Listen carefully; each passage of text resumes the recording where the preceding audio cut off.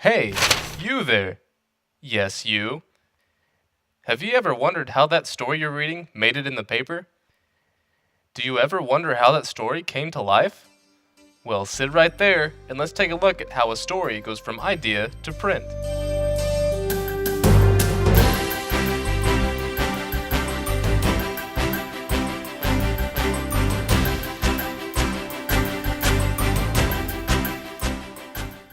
Meet Jake Belitho. He is the news editor for the Review Atlas in Monmouth, Illinois.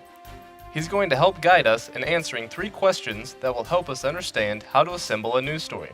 These questions are: where do story ideas come from? Where does all the information in the story come from? And also, what reporters do when all the information is not there? And what roles do the editors and reporters play in the making of a story? The article we are going to look at was a part of a regional project between Gatehouse Media Papers in the Western Illinois region.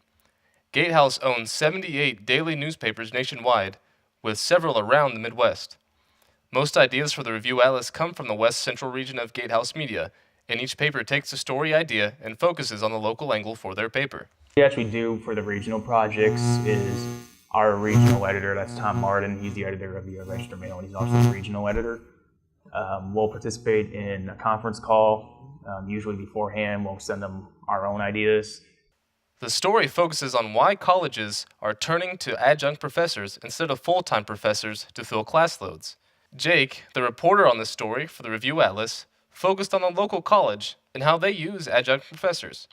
To as many different people as you can, because there's going to be all sorts of different viewpoints, and you want to make sure you examine all of those and give the reader as great of an idea on the issue as you can.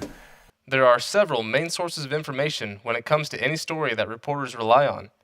One way is to ask a primary source. In this case, it would have been Monmouth College. Another way is testimonials, or interviews from people who have knowledge on the topic. For this story, info was gathered through current adjunct professors at Monmouth College and the dean of students. Third-party sources are another way reporters gather information. For example, this story compared how different colleges used adjunct professors. This information added to the story, but did not come from the primary source of Monmouth College, but other third-party sources. But more often than not, there is information that is missing.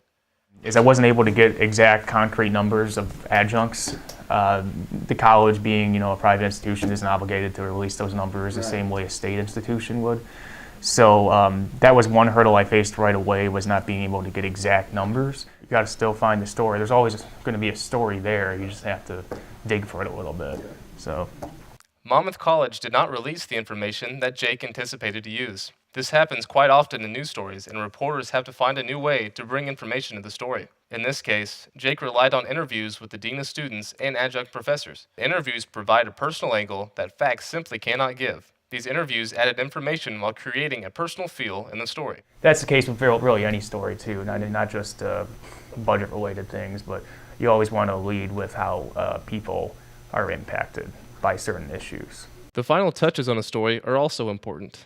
To complete the entire process, reporters construct the story using the inverted pyramid method. Inverted pyramid is basically a style of news writing that starts with the most important information at the top and works its way down to the least important information at the bottom of the story. The inverted pyramid ensures that readers will get the most important information even if they don't read the entire article. We've learned today that the creation of a newspaper article is a long process that has to happen very quickly.